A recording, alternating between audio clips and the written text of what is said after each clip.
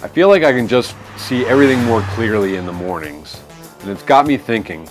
We're building a 1960s inspired supercar, but is putting in pop-up headlights just too much work? Is it really worth it? And for that matter, squeezing a V8 engine in the middle of a Boxster? Having to lengthen the wheelbase? Is it overkill? Maybe we just should have used fiberglass. A hand-formed aluminum body is just so much work. But we're not afraid of work.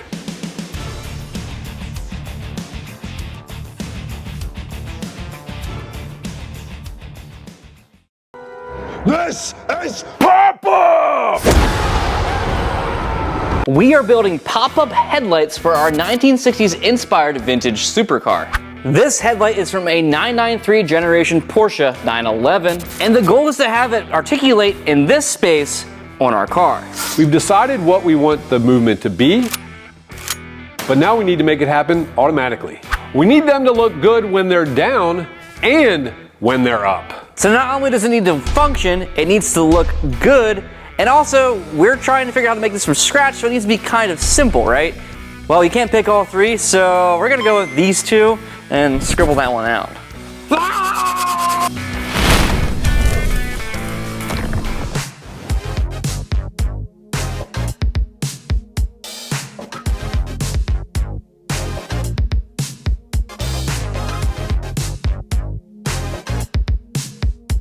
So last week we spent time and 3D printed this bracket, and it gave us a good hinge point for where the headlight's going to drop down on the front and pop up a little bit in the back. However, this is kind of just like a floating space and is completely unattached to our nose of the car. And the other thing about that is we decided, because of the way that the lens drops down, we needed to make a little scallop in the front so that the front of the lens is not covered. On the light itself, the projector's on the top, so that's not going to impede the actual beam for the headlights. But we're probably going to do the turn signals in the lower half of the light, so we need to make sure that we have room for them. Or if we do more driving lights or something, not really sure what's going to go there yet, but we don't really want to cover up the lens because it also doesn't look good when the light is down. So the plan is to recreate this nose piece right here. I don't want to cut into this and make this a big Frankenstein piece because this is the final part of the car. Instead, it'd be pretty quick to just take a piece of flat aluminum and give it this shape and then cut a hole into it, and then we can work off the bench and come up with the final design and then not worry about ruining the front of this car and having it be just a hodgepodge mess of welding and whatnot.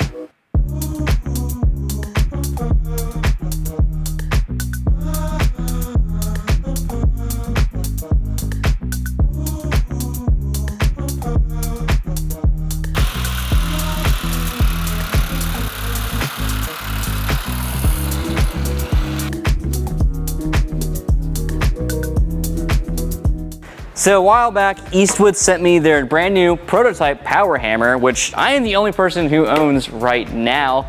I'm gonna attempt to use it to shape the aluminum panel without knowing how to use it yet. This would be a fun experience for everybody. I will say though, this is not like a traditional power hammer that like slaps, or a reciprocating hammer like a Pool Max. We'll see what happens.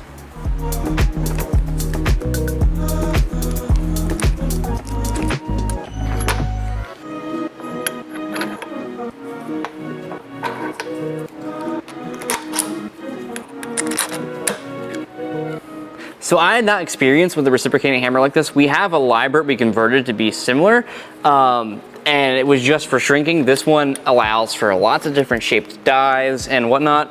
The biggest thing is, so like I said earlier, this is not a traditional power hammer. Like a power hammer has a weight and it slaps against something with a spring that allows for it to rebound. Whereas with a reciprocating hammer like this, it's fixed. So when it runs up and down, there's no spring for rebound, so you actually don't want to collide your dies to each other. So they make these dies like this one. This upper one here has a rubber inside of it, like a urethane. It's really heavy and hard, but it allows for imprinting of the lower die or upper die, depending which orientation you have it in. So I'm thinking what I can do is punch this into this die, lower die, which has a slight crown to it, and it should stretch the metal. We're gonna find out that theory is true or not here very shortly.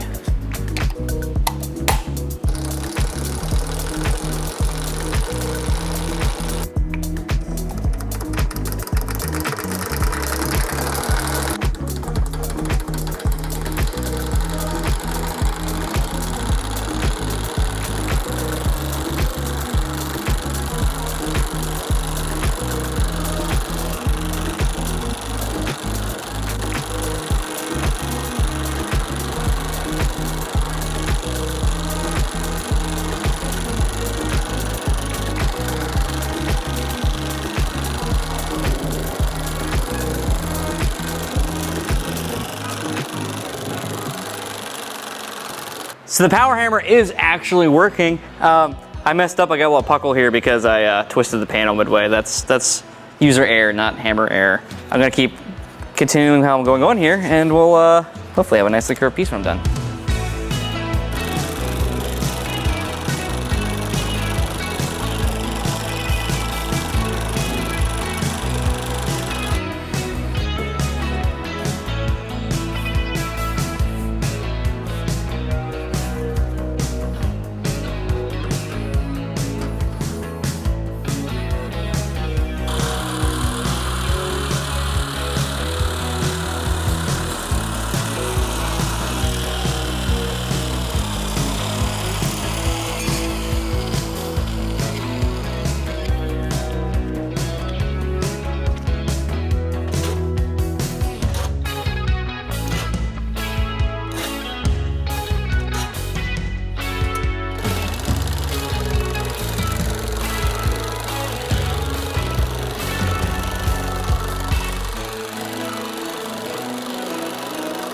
I swapped out the upper die, which was originally that urethane squishy die, just completely flat metal die, and I set the machine so the dies never fully collide with each other. So this gives it a little bit of squish, and that worked a lot better.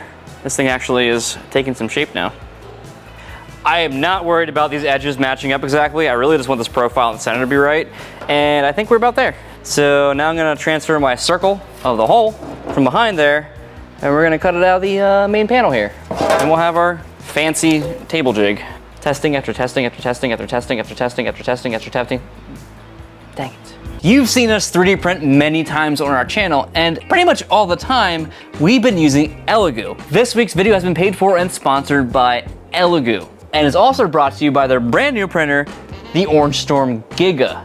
This thing is massive and touts a 800 by 800 by 1000 millimeter print area. It can print up to 300 millimeters a second, has a portable 7-inch screen, uses Clipper firmware, has power loss recovery, and can even do multi-nozzle printing. We've only had this printer for a couple of weeks, so we haven't been able to do any massive prints. However, we've printed some larger things like the sword, which took up the entire height of the build volume. We've also done some other smaller prints on this machine, like last week when we did our headlight assembly. The Orange Storm Giga will be available soon for pre-order, so if you're looking for your best bang for buck, big volume printing, this is definitely the guy to go with. Big thanks to Elegoo for sponsoring this video. Now, let's get back to work.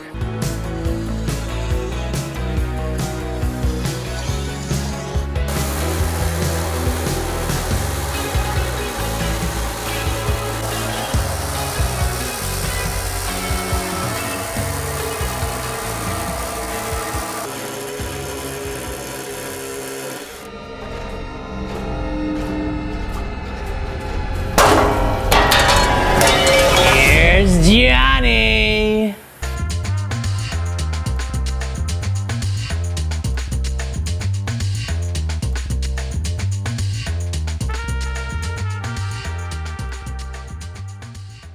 So I have a hole in our panel now, and it sits nicely. There's a bunch of room around it so the headlight can move around. I'm not worried about having perfect gaps. I'm just worried about getting this layout figured out. So the next step, I want to get the U-shaped bracket here that's sitting on the table over a headlight assembly. I want to have that bracket be attached firmly to the back side of this panel.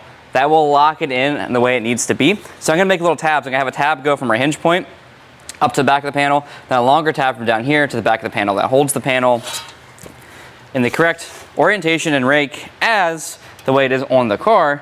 Then we can freely move this thing about without it falling over like it just did on the bench. Do some bench testing. The goal is to use this bench test to figure out our exact fulcrum we're going to be using, as well as using the bench test setup to figure out the front scallops for what's being covered by the light, and additionally the mechanical movement, because we're going to make this thing actually move under its own power, not just by pushing it with our hands. Doing it on here allows us to not mangle the nose of the car, and we can look at it from all angles, and it's just a nice little assembly to move around instead of a whole complete car that takes up a lot of space.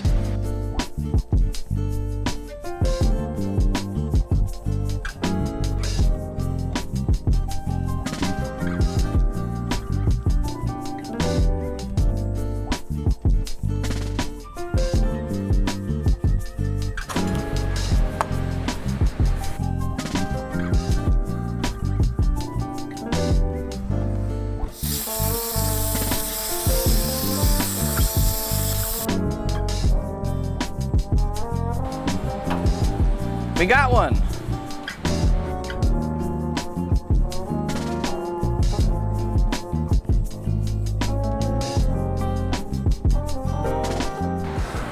There we go. Now we have a hinge or a point to mount the skin on. So we can just slide it up and down to make it the height it needs to be. So that works. Let's make the other side. And we'll mount it on there and then we'll make the lower ones. Ryan's working on the headlight. That's not a two-man job, so I'm gonna come back here and get back on our tubing.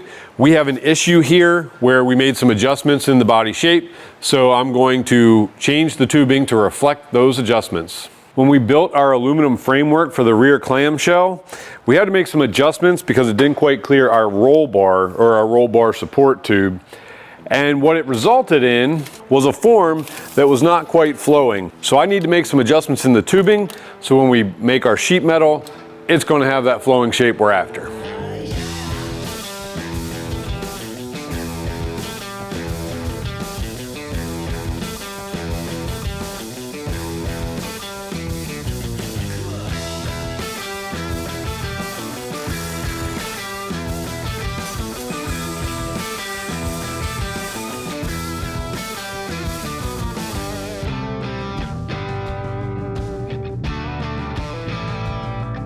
So the whole point of this is we have to cut this mess out to get rid of this shape, and obviously this isn't very pretty anyway. The whole thing's kind of annoying. It feels like a back step because in some ways it is, but really that's part of the process when you're doing a car like this. If we wanted a perfect step with every step, we would have started with a better scan and a better print of our blue model. We would have taken our clay sculpting to a much more refined level. Then we would have sculpted a full scale model in clay based on our scale model before starting to make bucks for our aluminum skin. And if you're building thousands of cars, that's the most efficient process. But if you're building one, sometimes it's better to just make a couple of mistakes that you gotta fix.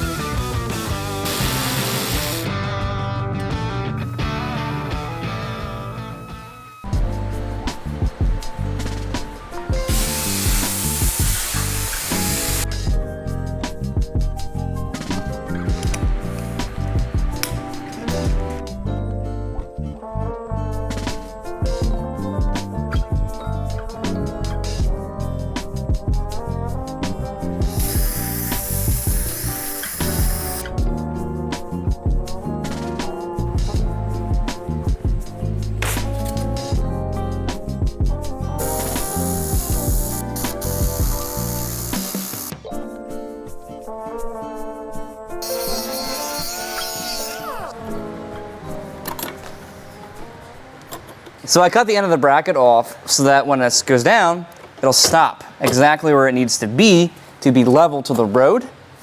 It'll make more sense in a minute, but I'm actually kind of excited with this idea. Every time I clean off an area of the bench, Ryan spreads out into it. What are you doing? I keep trying. Hey! I was working here, and then when I came back, your laptop was there. So I started cleaning off another. Here. I cleaned off this area of the bench, and all of a sudden, your laptop was in this area. So this is the area that you get until you clean it up. I'd like to add that most of the stuff I'm cleaning up is stuff that Ryan left lying here. This man's like, oh, you gotta do this, now I gotta do that, now I gotta do this, now I gotta do that. Where's the time to clean up? Hey Tony, you left your scraps on here. Hey, this is yours too. That's yours. These are yours. That's all yours. Hey! Ryan too, what do you think about this? Tony can go f himself. Oh, wow. Wow. This is a family show. Stop it.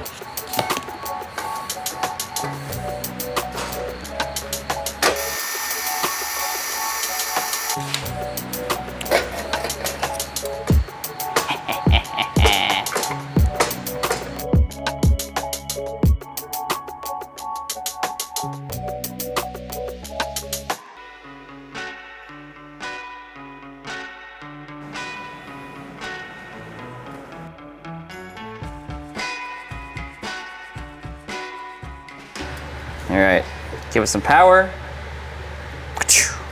There's the high beam. High beams. Just wondering how much that blocks. Right. Oh, it's like half the beam. So it does block about half of it. The hot spot isn't blocked at all. Hot spot's here, or the bottom part of the hot spot right here. Yeah. Come down. A little bit. A little bit, right. So move up. No, just move up a little bit. My jump packs touching each other. Right, there's the full way down. Yeah. Up just a little. So it's not blocking any of the hot spot. I was wondering. Right here, basically. Right. So really, there's very little of this that's blocking the hot spot. I guess the real question is then, do we really need to scallop it? Right, that's the whole point of this. Because the projector beam is going to be the main light, and honestly, probably better than the high beams anyway, let's be realistic. Yep. So like, do we care that much about that little bit of light? We're out in the non-lit storage, and this is a 968 headlight. And on the 968, which you guys have in the comments said we should just pull a headlight out of, you can see they have a little bit of a scallop here in the front edge. Just subtle, it's more design than actually impeding, like the beam flow. Once this is popped up, that doesn't, that's not impeding anything. A popped up 968 headlight also looks like this, which is not the direction we're headed. So knowing all of that, what we'd like to do is have a little bit of a scallop, since the high beam is actually not really blocked by the body of the car. And rather than do it in metal over and over and over again, I think it's time to bust out the clay.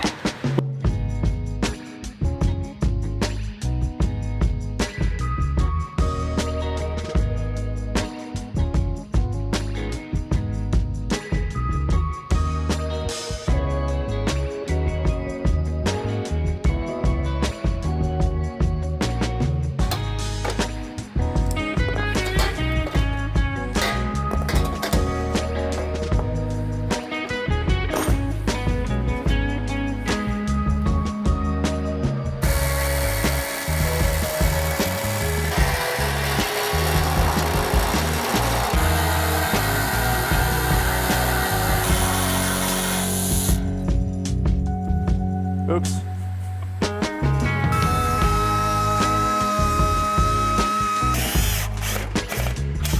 I just broke my bit. I've had this bit for over 10 years and it finally broke. That's crazy. I replaced the clecos with these screws so they're lower profile. So depending on what I do with the clay, if the clay builds up or something like that, they can be buried instead of these giant pegs being in the way. So now, I also have this cut out a little bit so we're room for our scallop. So now it's time to clay. My favorite time. I've been aching to do this clay.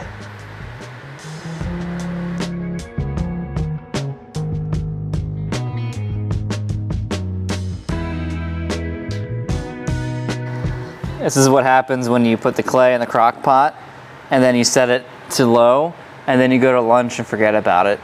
And it gets a little too overcooked. So I gotta let it cool down a little bit before I can use it. Right now it's just, this is molten magma.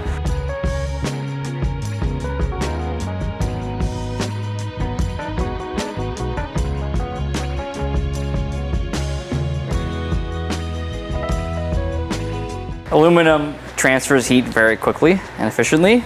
So I'm hoping I can kind of spread this out on the sheet of aluminum and it'll cool it so I can use it, because right now it's literally napalm. Like, I got a tiny little bit on my thumb and I think I have a blister under there now because it's really hot.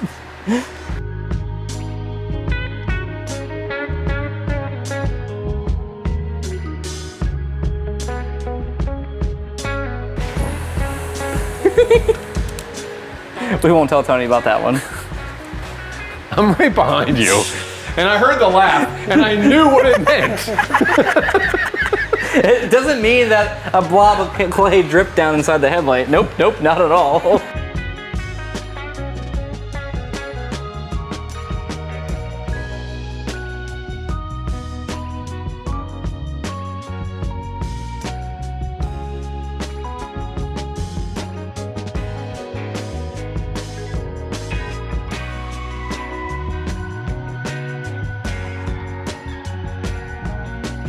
If you've been following our channel for a while, you know what this clay is. But if you haven't, This is automotive design clay, and it's an oil-based clay that when it's at room temperature, it hardens and solidifies and is perfect. And then when you warm it up a little bit to like 105 degrees or something like that, it will be like this, like kind of like tacky clay, which is perfect for forming. And then you let it cool, and then you can carve it. But this stuff's great because you can reuse it forever, basically. It doesn't like crack and like dry out and shrink. You can use it to make molds. You can use it for design work, like we're doing right now. And we've used it for all those things in this channel so far. We're just about to the point that I have my base together and I can begin carving. I'm trying to build this down really far so I can carve it out and have lots of room for different ideas of slopes and whatnot. And we're just about there.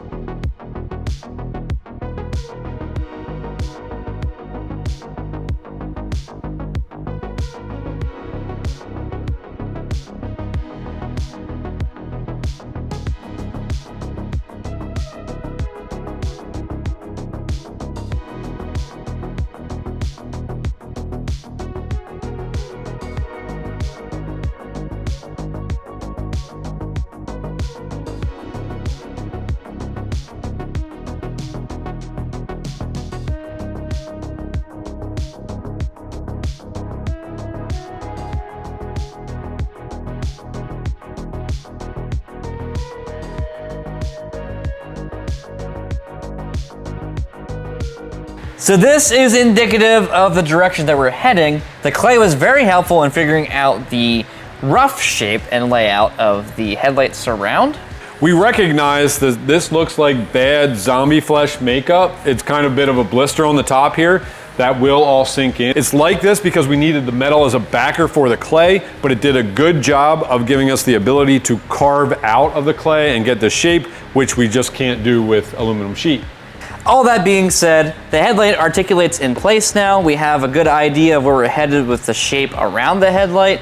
So the next step is to turn this clay into metal, and the following step after that, or before, depending on what we decide to do, is making the headlight move under its own power. And we've already ordered the mechanisms we need to do as such, so that might be next week, or, you know, the following week. Catch up with us next week. Thanks for hanging out in the shop with us. Ryan, too, I'm sorry. Somebody got into your programming. We're going to have to wipe your memory.